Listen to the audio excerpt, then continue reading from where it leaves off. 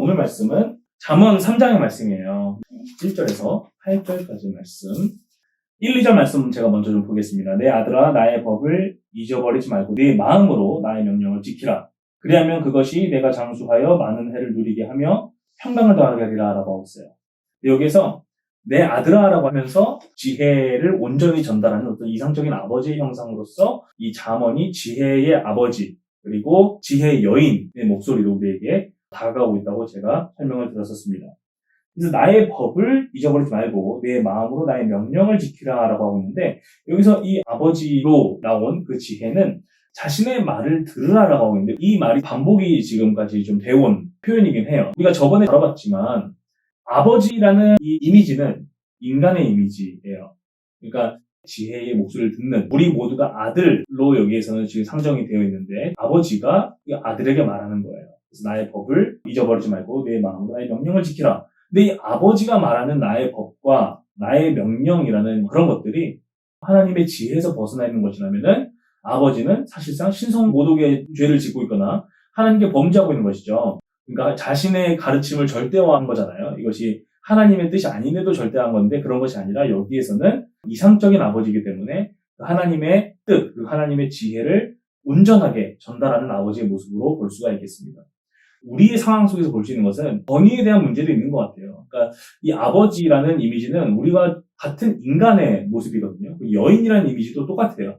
인간의 모습인데 내 말을 들으라라고 할 때 많은 현대인들은 그런 말을 들으면 마음에서 거부감 먼저 들 수 있는 얘기잖아요. 그리고 당신이 뭔데 날 가르치냐? 나 혼자 알아서 하게 냈더라 라고 생각이 들기도 하고 저만 그런지 모르겠는데 좀 그런 생각이 들기도 하는 것 같아요.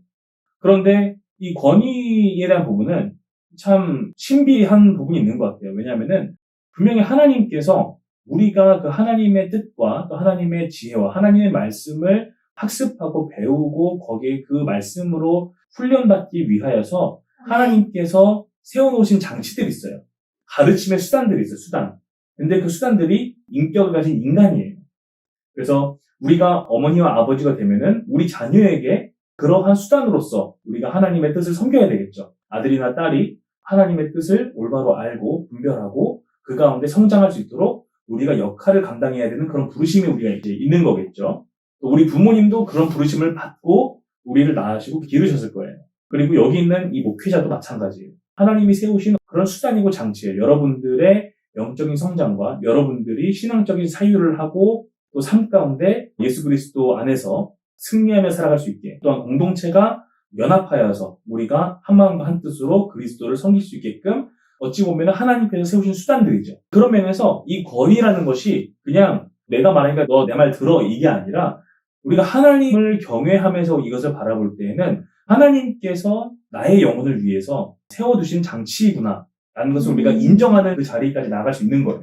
그래서 이상적인 아버지지만 다른 모든 사람들, 저를 포함한 모든 사람들이 연약하고 불완전하고 또 여전히 육신 가운데 있는 존재들이죠. 하지만 우리가 하나님을 경외한다는 것은 그럼에도 불구하고 하나님께서 나에게 베풀어 두신 그러한 장치들을 내가 바라보고 인정하고 그 가운데 하나님이 말씀하시는 그 하나님의 말씀을 잘 분별하고 잘 씹어서 삼켜서 나의 영혼의 자양분으로 만드는 그런 일이 필요한 거죠.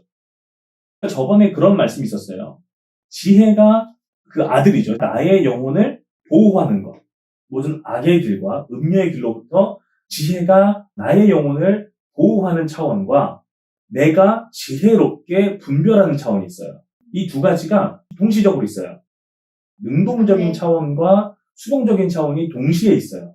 이 잠언에서는. 그래서 이 권위에 대한 부분이 그래 그러면 나는 저 사람 말하는 대로 내가 기계적으로 그냥 들을 거야 그런 게 아니잖아요. 아버지의 가르침이라든지 목회자의 가르침이라든지 그런 것을 들을 때 내가 능동적으로 지혜를 구하면서 하나님의 뜻을 구하고 그 가운데 내가 정말 들어야 될 메시지들을 내가 분별하면서 애쓰면서 나아가는 그런 차원이 동시에 있는 거겠죠. 그래서 이게 극단주의가 어떻게 극단주의가 두 개가 있냐면은 권위주의의 극단주의는 너 내가 말하니까 그냥 들어 이거예요. 굉장히 기계적이고 어떻게 보면 억압적이라고 좀 말할 수 있을 정도의 어떤 그런 모습이 될 수 있어요. 내가 말하는데 안 들어? 그게 이제 권위주의라는 극단이라고 친다면은 그 반대는 극도로 표현되는 평등주의를 할까요? 그러니까 권위를 다 빼버리는 거. 권위는 없어. 너나 나랑 똑같아. 그러니까 너가 나한테 가르칠 권리가 없어. 까지 나가는 거예요. 이 권위주의와 권위주의에 맹종하는 권위주의 같은 경우에는 어떤 오류가 생기냐면은 내가 저 사람을 나의 절대적인 권위로 삼잖아요. 그러면은 그 사람이 하나님을 대체해버리는 거예요. 근데 그게 아니잖아요. 그러니까 그 사람을 하나님의 대체물로 삼는 게 아니라 그 사람을 통하여서 내가 하나님께 더 가까이 가기 위하여서 갈망하며 나아가기를 하나님 원하시는 거죠. 그래서 그 사람을 세우신 거잖아요. 그러니까 그거를 내가 분별하는 게 지혜고, 그런데 그것을 잃어버리면 권위주의라는 극단으로 가버려요. 지혜가 나를 보호하는 차원과 내가 지혜롭게 분별하는 차원이 공존하듯이 나에게 하나님이 두신 장치와 내가 하나님의 뜻을 구하며 지혜롭게 분별하는 차원이 동시에 있는 거예요. 그 반대쪽에 서 있는 너무 극단으로 간 평등주의는 하나님이 두신 장치들을 무시해버리는 거예요. 내가 하나님보다 더 똑똑한 거예요. 내가 더 하나님보다 지혜로운 사람으로 생각해버리는 거거든요. 하나님은 나의 모든 것을 보시고 나의 유익을 위해서 이런 장치들을 두셨어요. 그런데 내가 그게 뭐 어쩌다고 그건 내가 봤을 때는 아니야. 그래서 그거를 그냥 발로 차버리고 내가 다 설정해버리고 싶은 거예요. 근데 여기서 문제점이 뭐냐면은 결국에는 하나님이 다른 우상이나 다른 피조물로 대체가 되거나 아니면은 그 우상이 나인 거예요. 내가 하나님 위에 있는 거예요. 내가 모든 사람 위에 있고 내가 하나님 위에 있는 그런 존재로 착각하는 거죠. 근데 하나님이 베풀어 두신 장치에 내가 하나님을 경외함으로 그 가운데서 정말 하나님의 뜻을 분별하면서 나아갈 때에는 하나님이 책임지세요. 근데 내가 그것을 굴레를 벗어버리는 순간 내가 다 책임져야 돼요. 근데 그게 왜 자기 착각이냐면은 그거를 책임질 능력이 나에게 없어요. 그러니까 하나님이 나에게 주신 그 멍에는 되게 가벼운 멍에인데 그거 내가 봤을 때 아니라고 해서 다 벗어 던져버리면은 내가 한 행위에 대해서 내가 선택하고 내가 만들어 놓은 그 세팅에 대해서 내가 다 책임져야 되는 거예요. 근데 그럴 능력이 우리 없다는 거죠. 그래서 그게 지혜로운 길이 아니라고 말하는 거예요. 자, 2절에 보면은 내가 장수하여라고 해요. 그리고 많은 해를 누리게 하며 평강을 더하게 하려는데 여기서 많은 해라고 할 때 이 해라는 단어가 오시에노트라는 단어라고 해요. 근데 이게 긴 기간에 해당하는 가산명사라고 해요. 장수하다에서 생명이라는 단어가 들어가요. 이 단어가 하임이라는 단어예요. 하임. 근데 이게 영원히 살아계신 하나님과 함께 하는 풍성한 삶이다. 그러니까 여기서 말하는 장수는 그냥 생물학적으로 오래 보존돼서 사는 그것이 아니에요. 하나님과 함께 하는 풍성한 삶을 말해요. 그러니까 좀 의미가 완전히 다르죠, 지금. 그래서, 이 잠언에서 장수를 말하는 것은 내가 영원하신가 하나님과 동행하는 거구나. 그 하나님 안에서 풍성한 삶을 사는 거구나라고 해석을 하시면 되는 거예요. 그 다음에 평강이라는 단어가 나와요. 근데 이 평강이라는 단어가 우리가 잘 아는 어떤 샬롬의 상태를 말해요. 샬롬. 샬롬이 너에게 더해질 것이다 라고 하는데 그것이 뭐냐면은 월트키라는 구약신학자 이렇게 설명을 했어요. 이 생명이 대적과 부족함이 없고 하나님의 선물로서 내적인 만족과 기쁨과 즐거움으로 가득한 풍성한 복으로 휴식한다라고 해요. 그러면서 뭐라고 말하는 줄 아세요? 평강이 없는 영생은 저주라고 해요. 왜냐하면 하나님과 동행하지 않는 영생이 무슨 의미가 있어요? 내가 아무리 장수를 해도 그 장수하는 삶이 하나님의 저주 안에 있어요. 그럼 그거는 저주잖아요. 그래서 여기서 말하는 것은 그것이 아니라 우리가 정말로 그 영원하신 하나님과 동행하는 그것을 말하는 거예요. 그래서 이 평강도 나의 전인적인, 나의 육체와 나의 영혼이 하나님과 동행함 안에서 하나님의 은총 가운데 있는 그 상태를 말하는 거예요.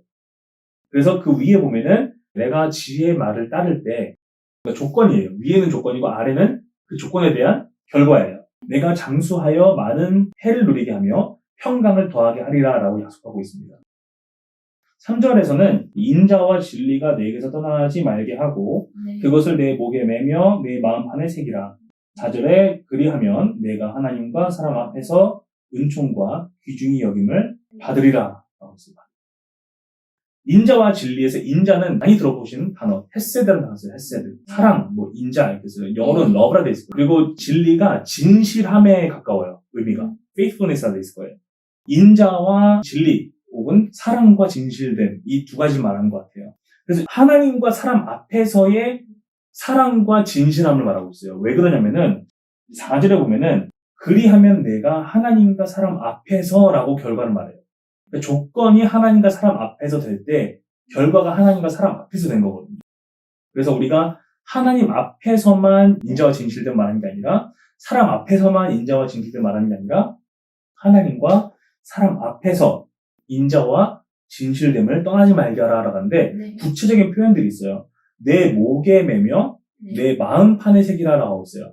이 두 가지 행위가 있는데 첫 번째 행위는 내 목에 매는 행위예요. 내 목에 만약에 인자와 진실한 걸 맸어요. 타인이 볼 수 있는 거예요, 이거는요.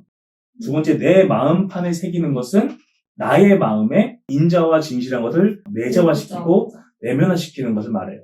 목에 맨다고 할 때 어떻게 좀 이해를 하면 되냐면은 마음에 내가 두지 않고 목에만 매면 이게 외식이잖아요. 근데 마음에만 두는 것도 아니에요. 목에도 매는 거예요. 그래서 내가 사랑과 진실됨을 따르기로 결단한 사람인 거죠. 근데 그것이 다른 사람들에게 보여요. 이게 좀 약간 좀 모호하다고 할 수 있는 부분이 있는 게 4절에 그리하면 내가 하나님과 사람 앞에서 은총과 귀중히 여김을 받으리라라고 하고 있는데 사실은 사람들이 사랑과 진실함을 쫓아서 사는 사람의 삶을 봤을 때 다 칭찬하진 않거든요. 칭찬하는 기준이 너무 달라서 단적인 예로 저번 주에 봤던 악인이나 음녀는 그것을 보고 칭찬하지 않을 거예요. 그리고 악인의 친구들이나 음녀가 깬 사람들 역시 사랑과 진실된 삶을 칭찬하진 않을 거예요. 오히려 조롱하고 무시하겠죠. 그런데 여기서는 지혜가 뭐라고 말하고 있냐면은 내가 하나님과 사람 앞에서요. 사람 앞에서만 귀중히 여김을 받는 것도 아니고 하나님 앞에서만 은총을 입는 것도 아니에요. 이게 어떤 부분을 건드리고 있냐면은 두 가지 극단이 있어요. 첫 번째는 나는 사람들 아무 상관없어. 하나님만 있으면 돼. 하나님의 은총만 말해요. 사람들에게 귀중히 여김이란 차원 다 배제해버린 경우가 있어요. 두 번째는 뭐가 있냐면은 사람이 칭찬받는 것, 사람에게 귀중히 여김을 받는 것만을 추구하는 사람들이 있어요. 이 두 가지 극단의 위험이 있는데 잠언이 말하는 것은 그것이 아니에요. 하나님의 은총 그리고 사람의 귀중히 여김이에요. 악인이나 음녀가 나를 칭찬하는 것은 사람에게 귀중히 여김은 있겠죠. 근데 하나님의 은총은 없어요. 근데 하나님의 은총만 말하면서 사람 앞에서의 네. 귀중히 여김을 다 배제를 해버리면은 내가 잘못된 독선에 빠질 수 있어요. 왜냐면은 여기 나오는 아버지나 지혜의 여인도 사람이에요. 그럼 그 사람들도 무시하는 거예요, 그렇게 되면. 근데 그건 아니잖아요, 또. 그래서 여기에 두 가지 극단이 다 있어요. 우리의 삶 자체가 때로는 사람들을 그냥 무시해버리고 싶을 때도 있을 수 있고, 때로는 그냥 사람들의 어떤 칭찬에 취해서 살 수도 있어요. 제가 요즘에 경영 프로그램, 그런 것들을 보니까 사람들이 심사위원들에게 칭찬을 받으면은 엄청 기뻐하거나 어떤 사람 심지어 막 눈물을 흘리더라고요. 그러니까 그만큼 우리가 과거에도 그런지 모르겠지만 현대인들은 사람의 칭찬에 많이 좀 목마른 모습이 있지 않나라는 생각이 들더라고요. 근데 이게 칭찬이라는 게 우리에게는 신자에게는 함정이 될 수 있는 거예요. 왜냐하면 이 칭찬이 어디에서 온 칭찬인지를 내가 분별하지 않으면 이것은 나에게 되게 함정이 돼요. 왜냐하면 내가 칭찬을 받아 기분이 너무 좋았어요. 그럼 그 다음에 나도 칭찬을 또 받고 싶어요. 근데 칭찬이 오지 않아요. 그럼 내가 무언가를 행해서 칭찬을 받고자 하겠죠. 근데 그럴 때 잘못된 그런 행위들을 할 수가 있는 거예요. 칭찬을 받기 위한 행위가 되는 것이고 사람의 칭찬이 어찌 보면 나에게 우상이 돼버려서 내가 사람의 칭찬만을 추구하는 사람이 점점 되어갈 수가 있어요. 그러니까 하나님에 대한 인식은 다 점점 사라져버리는 거죠. 그래서 칭찬이라는 이것이 사람이 귀중히 여김을 받는다는 그 감각이 나에게 안 좋은 마약과 같은 그런 일을 할 수가 있겠다. 왜냐면은 내가 그것을 즐겁게 여긴다면은 그것만을 추구하게 되고 하나님을 경외함이나 내가 지금 하나님의 은총 안에 있는지 없는지에 대해서 점검하는 그런 차원은 무시될 수 있겠다는 생각이 들어요. 하나님의 은총만 말하고 사람의 귀중히 여김을 내가 다 무시한다면은 정작 내가 들어야 될 사람들, 정작 내가 귀중히 여김을 받아야 될 사람들이 있어요. 그 사람들이 정말 하나님의 뜻 가운데 경건 가운데 살고 하나님의 지혜 안에서 살고자 하는 그런 사람들에게는 귀중히 여김을 받아야 되는 거예요. 그런 것들을 다 무시해버리는 거예요. 그러면 그릇된 형태의 독선으로 빠지게 될 수 있는 그런 모습이 있다는 것을 볼 수가 있습니다. 그래서 우리가 지금 3절과 4절을 봤을 때 인자와 진리, 즉 사랑과 진실됨이 떠나지 않게 하는 것.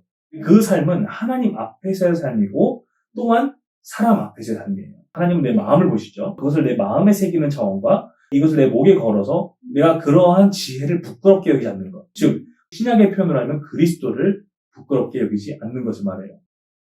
그랬을 때 우리는 비로소 하나님께 은총을 받는 동시에 사람에게 귀중히 여김을 받는 결과를 우리가 직접 경험할 수가 있는 그런 삶이 될 수가 있겠습니다. 자, 5, 6절 한번 볼게요. 5, 6절. 너는 마음을 다하여 여호와를 신뢰하고 너의 명철을 의지하지 말라라고 하고 있어요. 마음을 다하여라는 말은 어떠한 여지를 두지도 않는 거예요. All your heart예요. All your heart. 그러니까 모든 마음을 다하여 오직 여호와를 신뢰하고 내 명철을 의지하지 말라 해요. 여기에서는 대조가 나와요. 나의 명철을 의지하는 것은 내가 오직 여호와를 신뢰하는 것에 반대예요. 왜냐하면 이게 인간의 마음이 굉장히 교묘해서 나는 여호와를 신뢰해 라고 말하는데 나의 명철을 부분적으로는 의지하려는 그런 마음이 있을 수 있어요. 근데 여기서는 네가 너의 명철을 의지하는 순간 그건 뭐냐면 내가 내 스스로 안다고 생각하는 거예요. 그러니까 내가 알고 내가 지혜가 있고 내가 이해를 가지고 있어 라고 생각하는 그 차원을 말하는 거예요. 그것과 하나님을 전적으로 신뢰하는 그것은 반대야 라고 말하는 거예요. 내가 나의 명철을 의지하고 있다고 생각을 안 할 수 있거든요. 얼마든지. 그런데 내면으로는 나의 명철을 의지하고 있는 경우가 많아요. 나의 명철을 의지하는 것이 왜 하나님을 전적으로 신뢰하는 것에 대조가 되는지를 생각해 볼 수 있을 것 같아요. 왜냐하면 내가 나의 명철을 의지할 때 신뢰의 대상이 바뀌어요. 하나님이 아니고 나 자신이 돼요. 내가 내 자신을 신뢰하게 되는 거죠.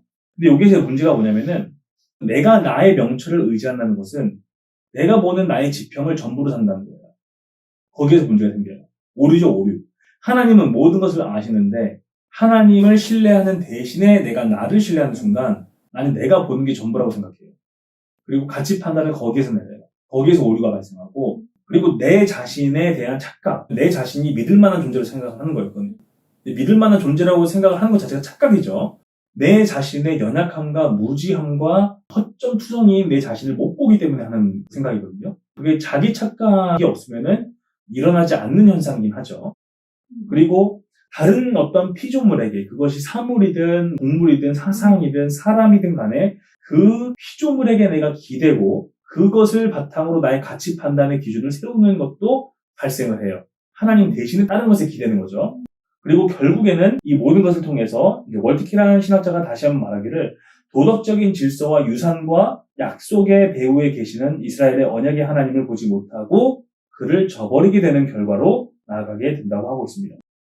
되게 재미있는 부분이 뭐냐면은 어려운 상황에서도 안심하며 의지하는 것을 바타흐라는 단어를 쓰는데 여기서 오직 너의 마음을 다하여 여호와를 신뢰하라 해서 그 단어를 쓰고 있어요. 나의 명철을 의지하는 것은 당장 내 눈에 보이는 것들에 의해서 가치 판단을 하는 차원을 말한다면 여호와를 신뢰하는 것은 내가 보이는 것이 어떠하든 간에 여호와를 신뢰하는 거예요. 전혀 달라요. 그럴 때에 6절의 말씀이 이해가 되는 게 너는 범사에 그를 인정하라. 그리하면 내 길을 지도하시리라 라는 말씀이 우리에게 이해가 될 수가 있어요. 근데 여기에서 범사에라는 단어가 원어적인 의미에서는 내 모든 길에라는 의미를 갖고 있고 그것은 그 뒤에 나오는 내 길을 이라는 단어와 일맥상통한다는 것. 즉 너의 모든 길에 그를 인정하라인데 여기서 그 인정하라는 단어가 원어적인 의미, 문자적인 의미는 알다라는 단어인데 내 모든 길에 그를 알라. 근데 그를 알면 그를 인정하는 것과 같은 맥락이죠. 주석가가 말하기를 잠언에서 알다라는 용어는 실제적인 존재와의 인격적인 지식, 밀접한 경험을 가리킨다라고 말을 하면서 하나님에 대한 인격적인 지식은 약속을 지키시는 하나님을 전적으로 의지하면서 인간의 모든 행위와 관련된 구체적인 가르침을 순종할 때에 얻을 수 있대요. 순종하는 가운데 얻을 수 있는 지식을 가리켜서 인격적인 지식이라 말하는 거예요. 예레미야는 여호와를 아는 것과 토라, 율법을 마음판에 기록하는 것을 같은 의미로 보고 있어요. 하나님을 아는 것, 율법을 내 마음판에 새기는 것이 같은 거로 지금 보고 있는 거예요. 예레미야는. 솔로몬도 마찬가지다라고 주석가가 주석을 해주고 있는 것을 볼 수가 있습니다. 근데 여기에서 구체적인 가르침이라는 표현은 굉장히 적절해요. 그 가르침에 내가 순종하며 나아갈 때 갖게 되는 지식을 가리켜서 알다라는 차원의 그 지식을 말하는 거예요. 그래서 그 길이라고 하는 표현과 이 알다라는 표현이 굉장히 잘 맞아요. 왜냐하면 그 길로 표현된 삶은 구체적인 걸음과 구체적인 여정을 말하고 있어요. 그렇기 때문에 내가 그 길을 걸을 때 여호와를 안다는 것은 내가 그의 말씀에 따라 살고 적용하며 살아가는 그 삶 가운데 아는 지식을 말하는 거예요. 그래서 내가 어떻게 살 것인가라는 질문에 내가 걷는 모든 삶의 여정 가운데 여호와를 알라는 거예요. 그렇게 알라는 거예요, 여호와를. 근데 생각보다 어려운 말이에요. 왜냐하면 우리의 삶의 많은 부분들이 이미 내가 세팅해 놓은 구부러진 곳들이 많이 존재하고 있어요. 오로지 여호와께서 세팅해 주신 삶을 살아오는 게 아니라 내가 이미 세팅해 놓은 삶의 형태가 있어요. 그렇기 때문에 이 삶의 모든 여정에서 여호와를 알라는 말은 생각보다 어려운 말이에요. 우리가 저번에 이제 그 악에 대해서 말할 때 구부러짐을 말했잖아요. 고든 것과 반대된 구부러짐을 말했는데 우리는 자연스럽게 구부러진 곳에 가서 구부러진 원리에 맞게 행동해요. 굉장히 그게 자연스러워요. 내 습관이죠. 내일 당장 가면 내가 경험하는 습관이에요. 그러니까 우리가 배운 윤리와 지혜의 권고는 내가 이미 습관적으로 갖고 있는 그런 구부러진 길에서는 사라져버리기 쉬워요. 그리고 여호와를 경외하는 일 역시 없어지고 말기 십상이죠. 그래서 우리는 우리의 일상의 많은 중요한 영역들, 관계의 영역도 있고 직장과 일터의 영역도 있고 그리고 많은 습관의 영역들이 있을 거예요. 하는 중요한 영역들에서 내가 스스로 결정하고 정한 길을 고수하는 데 익숙해요. 내가 이미 정해놨어. 그리고 내가 이렇게 살아왔어. 근데 이것을 고수하는 데 되게 익숙해요. 내 길이 하나님의 말씀을 통해서 봤을 때 구부러지지는 않았는지를 살피는 일, 그런 일은 내가 되게 피하고 싶어요, 사실은요. 그러면서도 여전히 하나님의 직접적인 터치를 피하면서도 하나님께 은총과 축복을 구하는 그런 모순된 모습을 보이기도 해요. 근데 이런 모순 가운데 나는 여전히 내가 상정한 구부러진 길을 걷고 있고 구부러진 말을 하는 사람들의 말을 경청을 하는 모습 또한 보여요. 그러면서 동시에 나의 구부러진 삶에 하나님이 좀 맞춰주시기를 바라는 것도 내가 은근히 내 마음속에 품을 수도 있어요. 그래서 우리는 굉장히 습관에 적기 쉽고 나의 죄를 남에게 전가하는 데 익숙해요.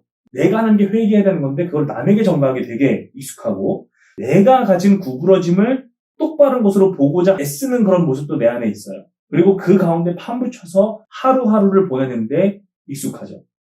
범사에 내 모든 길에 여호와를 알라는 그 일은 쉽게 들을 수 있는 말이고 쉽게 말할 수 있는 말이에요.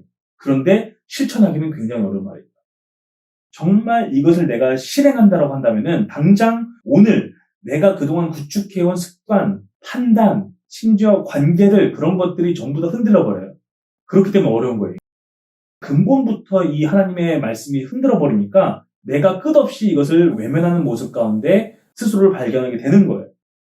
그래서 나는 끝없이 이것을 실제로는 외면하면서도 여호와의 말을 들으라는 그런 말씀은 열심히 들을 수 있어요. 내가 실제로 내 삶에 이것을 적용하지 않으면 아무런 소용이 없다는 것을 나 자신도 잘 알고 있어요. 그런데 이게 되게 안타까운 것은 이렇게 하면서 이것이 쳇바퀴로 굴러가는 거예요. 그러니까 나는 여전히 내가 세운 그 구부러진 성 가운데 있기를 바라면서 하나님이 나를 터치할 수 있는 그 영역을 내가 정해놔요. 요만큼까지는 하나님이 나를 터치할 수 있어요.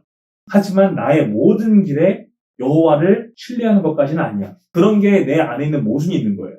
그러면서 그 모순 가운데 씨름하다가 신음하다가 다시금 그 말씀도 들어요. 듣는데 그것을 실행하긴 두려워요. 근데 그것이 그냥 그런 쳇바퀴 가운데 삶이 그냥 허비될 수 있는 위험이 있다는 거죠. 그래서 내 모든 길에 여호와를 인정하라는 것은 우리가 말하고 듣는 것보다 훨씬 더 어려운 차원의 이야기일 수 있다는 얘기를 우리가 생각해 볼 수가 있겠습니다. 근데 그렇게 할 때에 하나님이 약속하신 게 이거예요. 그리하면 그가 너의 길을 지도하실 것이다 라고 말씀하세요. 네, 마지막 절 보겠습니다. 18절이죠. 여기서 보면은 스스로 지혜롭게 여기지 말라고 할 때 스스로라는 단어가 네이네이카라는 단어가 썼는데 내 자신의 생각으로라는 의미, 내 자신의 생각으로 지혜롭게 여기지 말지어다 라고 하는 거예요. 영어로는 do not be wise in your own eyes잖아요. 내 자신의 시각으로 지혜롭지 말라는 거예요. 내가 내 자신의 생각으로 지혜로운 것은 또다시 대조가 돼요. 하나님을 경외함이라는 것과 악을 미워하는 것과 대조가 됩니다. 하나님을 경외하는 것과 반대되고 악을 미워하는 것과 반대되는 스스로 지혜로운 것은 무엇을 의미할까라는 질문을 우리가 해볼 수가 있어요. 왜 이 두 가지가 대조가 되고 있을까? 한 주석가에 의하면 이사야 선지자는 하나님의 계획을 조롱하고 윤리를 바꾸며 이스라엘의 문화를 타락시켜서 아무나 다스리고 싶어하지 않는 무정부 상태로 만든 교만한 궁전 관리들에게 화 있을진저라고 선포를 합니다. 결정적으로 이사야는 교만하고 부패한 관리들을 가리켜서 스스로 지혜롭다고 하는 자라고 부릅니다. 그들은 하나님의 말씀이 아닌 자기 자신의 영리함을 믿었다고 말하고 있어요. 그래서 스스로 지혜롭다고 여기는 사람들이 왜 하나님을 경외함으로부터 멀리 떨어져 있는지, 왜 이러한 사람들이 악을 미워하는 것과 반대되는 삶을 살고 있다고 말하는지를 생각해 볼 수가 있겠습니다. 가장 근본적인 의미에서 스스로 지혜롭다고 여기는 사람들이 자기 착각 가운데 있기 때문입니다. 스스로 지혜롭다고 여기는 것이 자기 착각이거든요. 저는 이거를 가리켜서 영적인 질병으로 가져봅니다. 굉장히 끈질긴 바이러스 혹은 질병으로 봐요. 바리새인들의 모습에서 이 모습이 좀 보이는데 여러 가지 종교적인 행위와 종교적인 의상으로 치장되어 있는 모습을 볼 수가 있어요. 종교적인 언어를 써요. 겸손의 모양을 가지고 있어요. 그런 여러 가지 종교적이고 겸손한 모습을 보이는 사람들이에요. 바리새인들은. 이 사람들은 겉으로는 하나님만이 지혜롭다고 말도 해요. 그런데 정작 스스로를 지혜롭다고 여기는 사람들이었어요. 그리고 그 착각 가운데 그리스도를 십자가에 못 박았어요. 내 스스로도 나를 속일 수가 있어요. 나도 스스로 나는 무지합니다라고 말하면서도 그렇지 않은 경우가 많아요. 그리고 내 자신 안에서 스스로 지혜롭다고 여기는 그 모습이 보이면 나는 얼른 그 모습을 감추고 싶어 해요.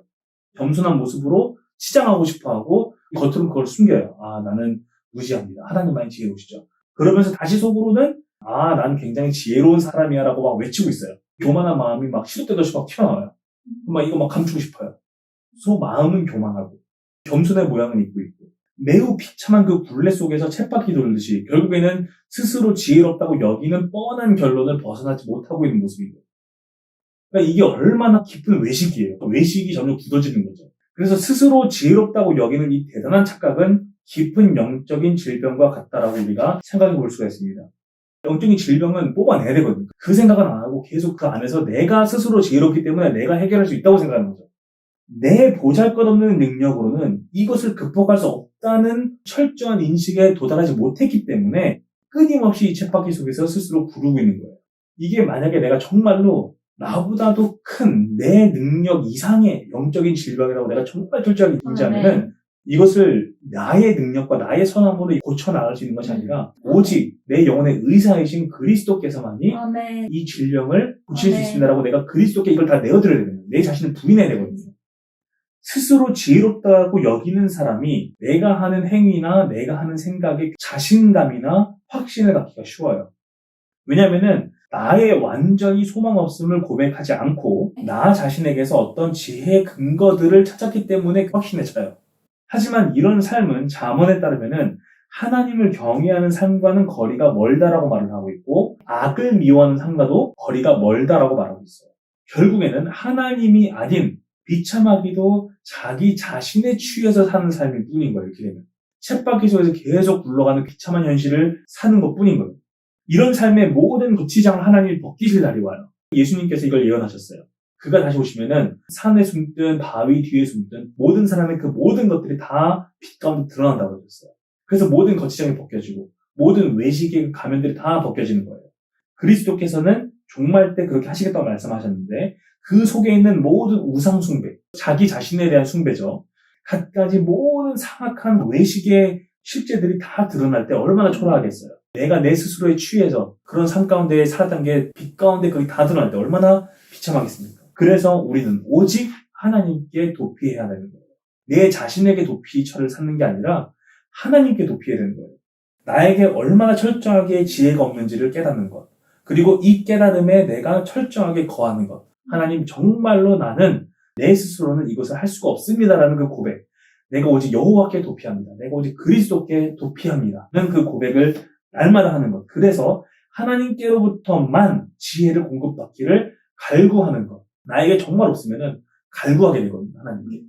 그 길 외에는 우리가 스스로 지혜 있다 여기는 그 굴레에서 벗어날 방법은 없어요. 외식 말고는 없어요. 우리가 오직 하나님을 경외하여 악을 떠나고 나의 명철없음을 고백하고 그리고 그의 지혜를 간구할 때 8절의 약속, 우리가 악을 떠나고 하나님 안에 거함으로 인하여서 전인적인 회복을 경험하게 될 것이라고 말하고 있는데 여기서 내 몸이라는 단어가 나오고 내 골수라는 단어가 나와요. 몸이 배꼽이라는 표현이거든요. 여기에도 주석가들이 이렇게 설명을 하고 있어요. 신체의 바깥 부분인 배꼽으로부터 몸속의 뼈, 골수죠. 뼈로 이어지는 환유법이에요. 이 환유법을 통해서 우리의 전인적인 치유를 말하고 있어요. 우리의 육체와 영혼을 다 치유하시는 그것을 말하고 있는데 너의 몸에, 너의 배꼽에 라는 부분이 전체를 가리키는 제유법에 해당하고 있고 이것은 몸 전체에 대한 언급이라고 말하면서 잠언 15장 30절에서도 뼈를 윤택한다라고 말을 하고 있고요. 12장 4절은 뼈의 부패를 말하고 있고 14장 30절은 뼈의 썩음에 대해서 언급하고 있다라고 월트키라는 주석가가 말하면서 이런 표현들은 마음에 대한 비유래요. 뼈라는 게 마음에 대한 비유이고 하나님과의 바른 관계는 질병과 고통으로부터의 해방을 가져올 뿐 아니라 신체적, 정신적으로 완전한 상태, 온전한 상태에 이르게 하는 것이다 라고 주석가가 주석을 달아주고 있어요. 그래서 우리는 오직 하나님께 나 자신을 의탁함으로써 오직 그를 나의 피난처로 삼음으로써만 그가 베푸시는 전인적인 회복을 경험할 수가 있어요. 왜냐하면 우리의 삶이 비로소 하나님과의 부조화가 아니라 조화로운 관계 가운데 그래야만 위치할 수 있기 때문이에요. 그러니까 내가 나를 의지할 때는 하나님과의 관계가 부조화스러울 거예요. 왜냐하면 내가 여전히 내 스스로를 의지하고 있기 때문에. 그래서 7절에서 스스로 지혜롭게 여기지 말지어다라는 말씀이 여호와께 내가 온전히 도피하지 않는 한 결국엔 나의 자기 모순에서 벗어날 수가 없는 거예요. 그렇기 때문에 하나님을 경외하는 길과 악을 멀리하는 길과는 동떨어진 길을 걸을 수밖에 없는 거예요.